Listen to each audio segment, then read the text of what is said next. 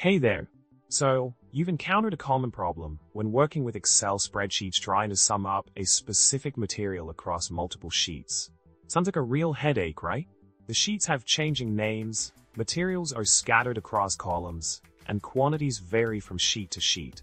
Good news is, there's a solution to this tricky problem. In the solution provided, you'll apply a formula in the materials sheet that checks all job sheets for the material you're looking for.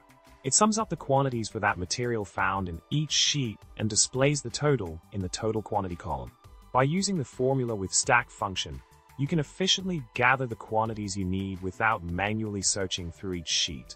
This streamlined approach will save you time and effort when compiling your work order.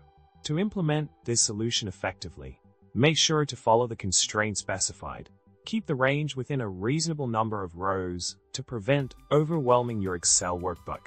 Arrange the sheets sequentially, with Job 1 as the first sheet and Job 3 as the last, to ensure accurate calculation across all relevant sheets.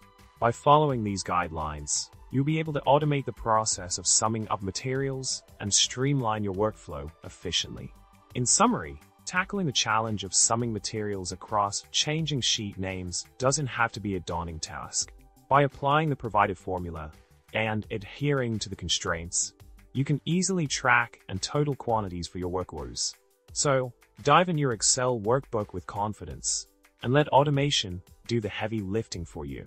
Remember to subscribe, like the video, and drop a comment below with your favorite Excel hack.